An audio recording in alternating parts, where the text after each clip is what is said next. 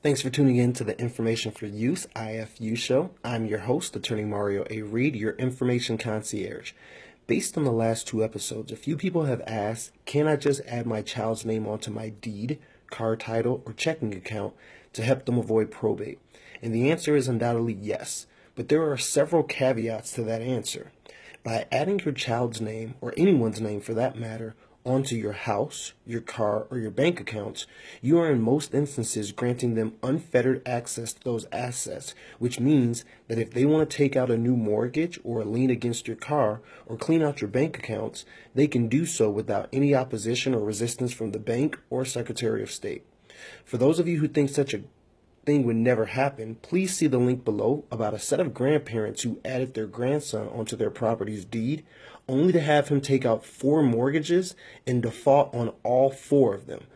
However, he didn't stop there. He then decided to sell their house while they were still living in it, the house that they intended on retiring and dying in.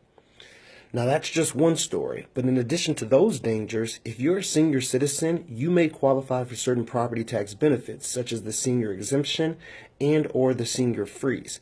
By adding a child's name onto your home, you could end up having that benefit taken away, which would also result in a hefty increase in your annual property tax payments.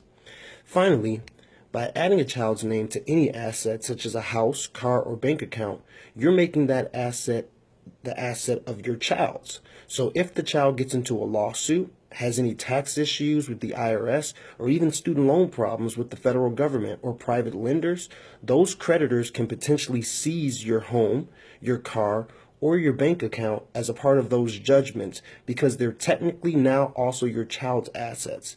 In addition to that, if your child goes through a messy divorce, your future ex-son-in-law or ex-daughter-in-law could end up with half of your house, your car, or your bank accounts.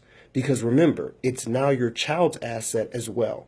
Thus, it's much better to name your children as beneficiaries on those previously discussed transfer tools so as to avoid many issues or problems with your assets, because once they're your child's, your child has to agree to come off of the asset. It's no longer your choice. Your child has to agree to give up that ownership. Okay, so that concludes today's episodes of Information for Use IFU. Thanks again for tuning in, and if you have any other questions about today's episodes or any previous ones, please feel free to comment them below. I'm your host, Attorney Mario A. Reed, and remember, stay informed.